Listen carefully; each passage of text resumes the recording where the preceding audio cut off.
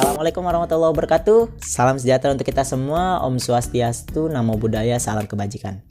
Baik, kali ini saya akan memberikan sedikit tips dan trik mengenai uji kompetensi yang akan saya sampaikan kali ini. Oke, mungkin uji kompetensi ini menjadi momok yang menakutkan ya bagi teman-teman lulusan baru. Nah, tetapi tidak perlu khawatir karena nilai yang mungkin menjadi standar ini dibilang bisa kita gapai ya, asalkan kita memiliki kesiapan dan perbekalan yang cukup. Nah, apa saja sih yang perlu kita siapkan? Yang pertama adalah persiapkan diri kita. Nah, persiapkan diri kita dengan matang ya intinya. Apa yang perlu kita siapkan? Nah, yang perlu kita siapkan adalah belajar. Nah, yang perlu kita siapkan adalah belajar. Kenapa belajar? Karena belajar ini mungkin tidak boleh hanya satu kali atau satu malam saja. Ini tidak disarankan. Ya, belajar. Kemudian banyak-banyak mempelajari materi-materi baru dan berlatih soal-soal. Nah, yang kedua adalah bimbel, mengikuti bimbel. Nah, bimbel di sini itu sangat baik ya atau bagus buat teman-teman semua karena ini bisa melatih atau mengulas kembali materi yang sudah lama yang mungkin sudah terlupakan dari teman-teman semua. Nah, ini di bimbel bisa dibantu kembali. Kemudian yang ketiga adalah ikut tryout. Nah, tryout di sini adalah sarana atau ajang belajar teman-teman ya buat berlatih soal-soal karena variasi soal itu sangatlah banyak. Jadi di sini kesempatan teman-teman dalam mencari atau melihat soal-soal baru. Nah, ini bisa diikuti di kampus atau di luar kampus ya. Nah, kemudian yang keempat adalah belajar sesuai kenyamanan. Nah, kenyamanan teman-teman ini seperti apa? Nah, belajarlah dengan nyaman karena dengan nyaman itu bisa mengaktifkan atau meningkatkan psikologi teman-teman. Jadi supaya lebih semangat belajarnya atau ada motivasi tersendiri gitu. Kemudian yang kelima adalah perbanyak informasi tambahan. Nah, informasi tambahan ini bisa teman-teman dapatkan melalui dosen atau dari rekan-rekan sekelas atau seangkatan dan bisa juga dari kakak-kakak tingkatnya yang sudah lulus atau alumni-alumninya. Nah, itu bisa ditanyakan bagaimana tipe-tipe soal yang dulu-dulu seperti itu.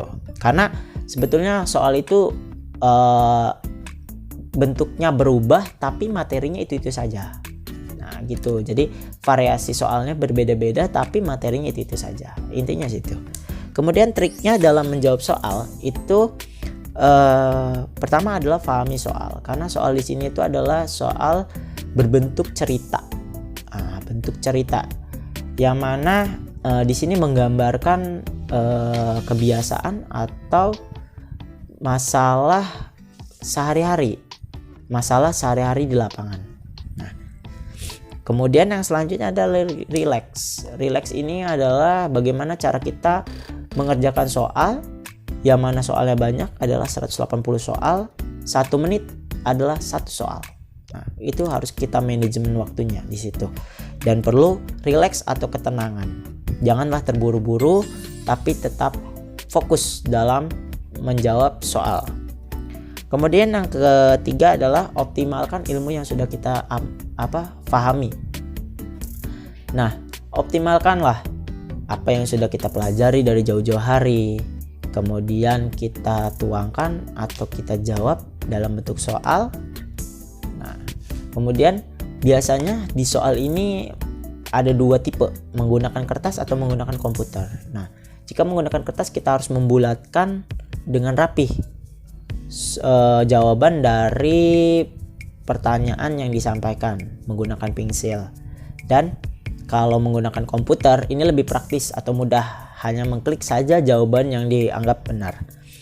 Yang selanjutnya mungkin ini ada quotes atau motivasi dari saya buat teman-teman semua karena sebetulnya begini, tidak perlu menjadi jenius untuk lulus UKOM, tetapi yang perlu teman-teman lakukan adalah pahami topik-topik apa saja yang perlu teman-teman pahami.